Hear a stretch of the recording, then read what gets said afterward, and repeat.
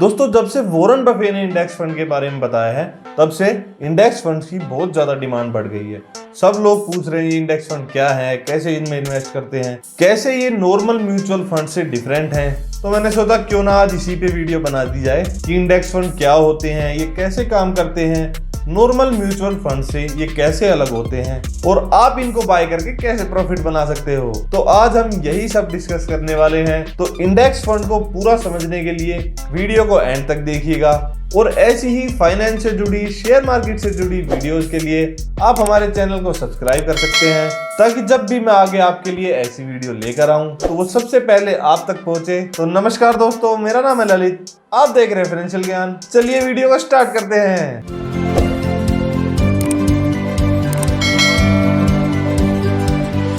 तो दोस्तों, सबसे पहले तो समझते हैं कि इंडेक्स क्या होता है, इंडेक्स फंड्स क्या होते हैं। जैसे किसी भी चीज का आप इंडेक्स बना सकते हो। जैसे आपने इन्फ्लेशन का इंडेक्स देखा होगा, WPI का इंडेक्स देखा होगा, निफ्टी इंडेक्स, सेंसेक्स इंडेक्स, और ये कुछ भी अगर आपने नहीं देखा हो तो आपने अपनी बुक का इंडेक्स जरूर देखा होगा। कोई भी बुक जब आप ओपन करते हो तो उसके फर्स्ट पेज पे ही उसका इंडेक्स दिया होता है, जिसमें आपको बताया जाता है कि इस बुक में कौन कौन से चैप्टर्स हैं, किस पेज पर हैं, वो कितने मार्क्स के पेपर में आ सकते हैं। वैसे ही हम और चीजों के भी इंडेक्स बना लेते हैं, जैसे कि इन्फ्लेशन इंडेक्स, जो कि हमारी महंगाई का इंडेक्स है, जिसमें कि हम दाल के प्राइसेस, चावल के प्राइसेस, गेहूं के प्राइसेस, ऐसे different kind of food items के प्राइसेस लेते हैं और उनका ओवरऑल एक इंडेक्स बनाते हैं। वो इंडेक्स जब ऊपर जाता है तो मतलब महंगाई ऊपर जा रही है, वो इंडेक्स जब नीचे जाता है तो इसका मतलब है महंगाई कम हो रही है। अब अगर ऐसे हम अलग अलग चीजों के प्राइसेस देखें, कभी दाल के प्राइस ऊपर जा रहे होंगे, गेहूं के प्राइस नीचे जा रहे होंगे, तो उससे हमें पता नहीं चलता कि ओवरऑल महंगाई बढ़ रही है या घट रही है। तो ऐसे ही शेयर मार्केट के इंडेक्सेस बनाए जाते हैं,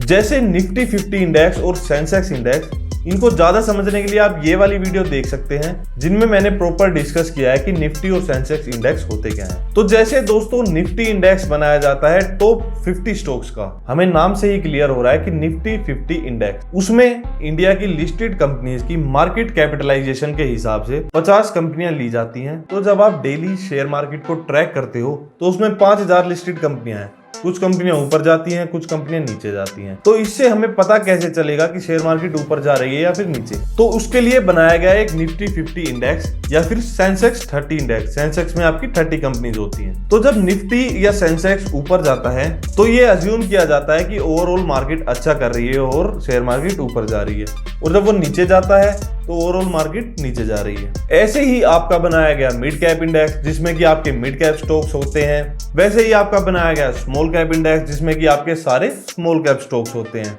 और अगर आप और भी डीप में जाओगे, आपका बनाया गया बैंक निफ्टी, जिसमें कि आपके सारे बैंकिंग के स्टॉक्स होते हैं, जिनसे हमें पता चलता है कि ये ओवरऑल सेक्टर कहाँ पे जा रहा है, ऊपर या फिर नीचे। तो दोस्तों, ये तो हमने समझा कि इंडेक्स क्या होते हैं। अब हम समझते हैं कि इंडेक्स म्यूचुअल फंड क्या होता है। तो दोस्तों, जैसे कि आपका कोई नॉर्मल म्यूचुअल फंड होता है, उसमें आप क्या करते हो कि बहुत सारे लोग मिलकर आगे फंड हाउस को पैसा देते हैं। वो फंड हाउस एक एक्सपर्ट म्यूचुअल फंड मैनेजर या फिर म्यूचुअल फंड मैनेजर की टीम उस फंड में अपॉइंट करती है, और वो सब अपना दिमाग लगाते हैं, रिसर्च करते हैं और आपके लिए स्टॉक्स चुनते हैं, और जो पैसा आपने उसमें लगाया होता है वो फर्दर उन स्टॉक्स में इन्वेस्ट करते हैं। फिर जो भी प्रॉफिट होता है वो आपको बांट देते हैं।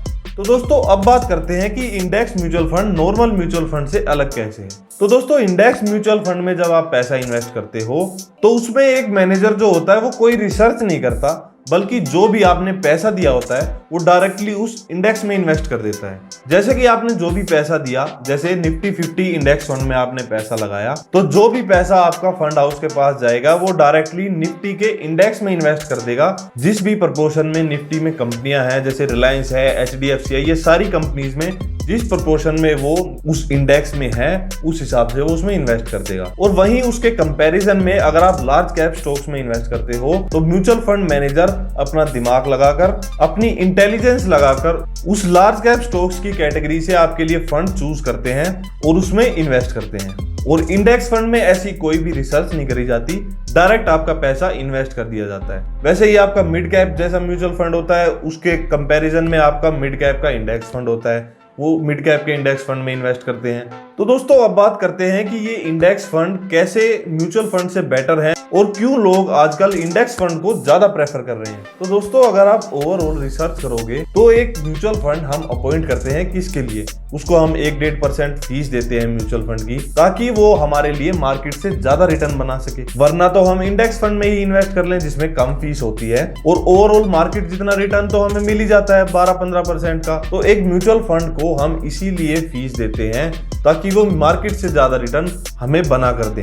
लेकिन अगर आप ट्रेंड्स चेक करोगे तो आप पाओगे कि 90 से 95% म्यूचुअल फंड्स मार्केट को ही नहीं बीट कर पाते। तो क्यों हम 1-1.5% अपनी फीस दें जबकि हमें बिना फीस दिए मार्केट जितना रिटर्न तो मिल ही जाएगा। अब ऐसा नहीं है कि सारे ही एक्टिवली मैनेज म्यूचुअल फंड्स बेकार हैं। कुछ म्यूचुअल फंड्स हैं जो मार्केट को बीट कर देते हैं, लेकिन ऐसा देखा गया है कि लॉन्ग टर्म के होराइजन में जब आप बहुत लॉन्ग टर्म में इन्वेस्ट करते हो 20 साल से 40 साल तक, तो जो मार्केट का रिटर्न होता है वो 95% म्यूचुअल फंड से ज्यादा होता है। बहुत ही ऐसे कम मैनेजर होते हैं जो मार्केट को बीट करवाते हैं। तो आपको अपना म्यूचुअल फंड चुनने से पहले उस म्यूचुअल फंड्स के मैनेजर के बारे में, उसके पास्ट ट्रैक रिकॉर्ड के बारे में जरूर रिसर्च कर लेनी चाहिए।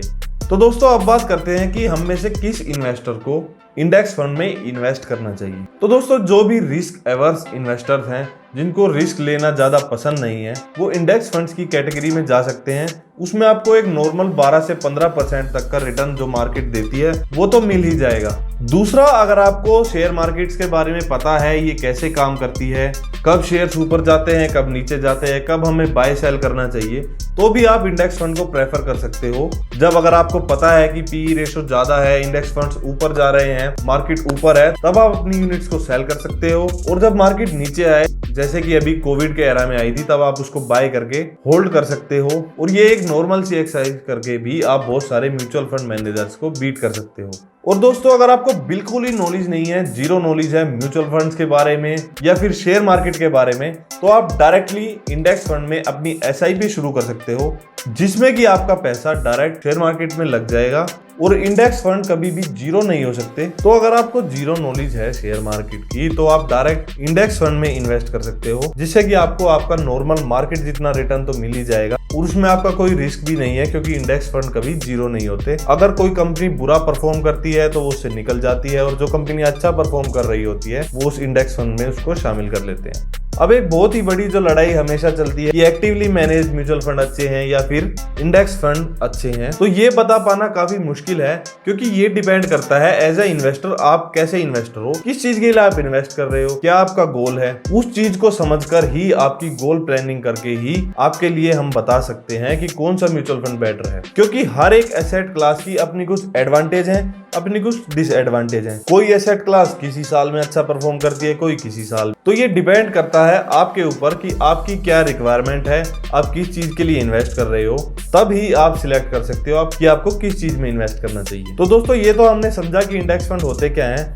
अगर आप चाहते हो कि इसके ऊपर मैं एक वीडियो बनाऊं कि हमें एक्टिवली मैनेज म्यूचुअल फंड में इन्वेस्ट करना चाहिए या फिर इंडेक्स फंड्स में, तो मैं ऊपर एक पोल डाल रहा हूं, उसमें आप जरूर आंसर कीजिएगा या फिर आप कमेंट कर सकते हो। तो हम इसके ऊपर भी एक डिटेल वीडियो लेके आएंगे कि कौन सा म्यूचुअल फंड अच्छा है और हमें किस में इन्वेस्ट करना चाहिए। और दोस्तों कोई भी अगर आपकी क्वेरी हो तो डायरेक्ट मेरे इंस्टाग्राम पेज पे मैसेज कर सकते हो। तो दोस्तों आज के लिए बस इतना ही, मिलते हैं ऐसी ही इंफॉर्मेटिव नेक्स्ट वीडियो में।